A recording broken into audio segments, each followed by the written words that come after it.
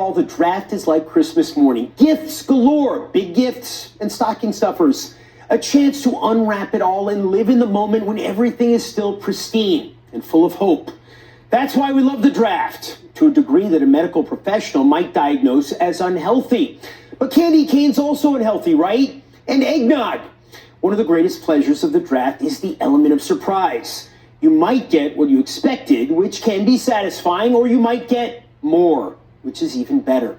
Which brings to mind one of the great draft day dramas of all time, now celebrating its 5th anniversary. And who are we to let such an occasion go uncommemorated?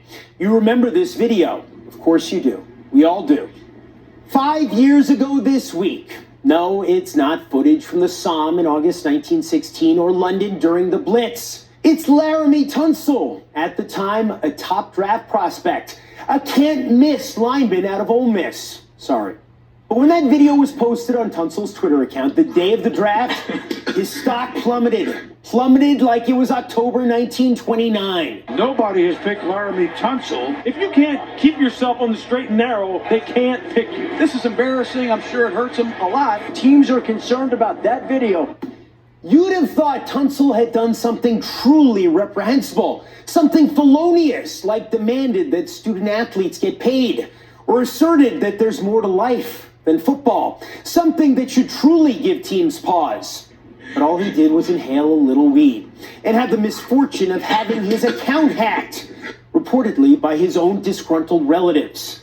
But the jury of NFL draft war room poobahs did their Caligula thing and gave Tunsil the old thumbs down. With the 6th pick, the Baltimore Ravens select Ronnie Stanley. The Chicago Bears select Leonard Floyd. The New York Giants select Eli Apple. The Tennessee Titans select Jack Conklin. The plummet. This is a plummeting pick in Laremy Tunsil here, dropping all the way down. Which, in turn, gave one franchise a rare opportunity to transform itself. With the 13th pick, the Miami Dolphins select Laremy Tunsil, tackle, Ole Miss. Laremy Tunsil has all the talent in the world. You go through adversity in life, and it's what you overcome. The Miami Dolphins never thought Tunsil would still be available when they were selecting at 13. He was their second highest rated prospect, period. Everybody had him going in the top 6 at a minimum. But then the gas mask. A mistake, no doubt, but Miami was willing to take a deep breath, exhale, and accept that no one's perfect. Somehow somebody got in my photos and hacked my Twitter account. I made a mistake of that happening, and it happened. It was, in its way, a paradigm-altering moment. If you're a young kid out there, put away your Twitter accounts, all right, if you want to be a pro football player. Now, most NFL draft hopefuls play by the Tunsil rule. They try to avoid doing drugs on video. But the lesson for NFL teams? Forgiveness is divine.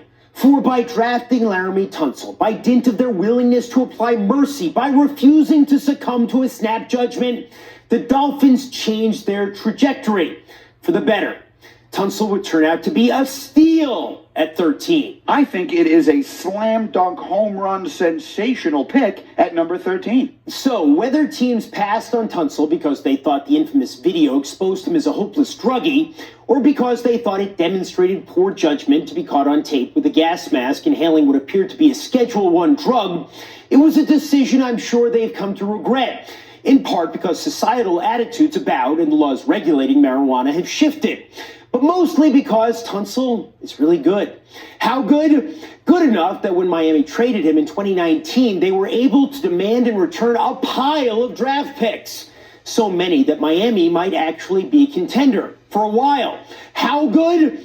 Well, when he signed a new deal with Houston last year, Laremy Tunsil became at the time the highest paid offensive lineman ever. It's a blessing just to be the highest paid offensive lineman, coming from what happened on draft night and to be here now. So, 5 years later, it makes you wonder, all those general managers who passed on Laremy Tunsil, what were they smoking?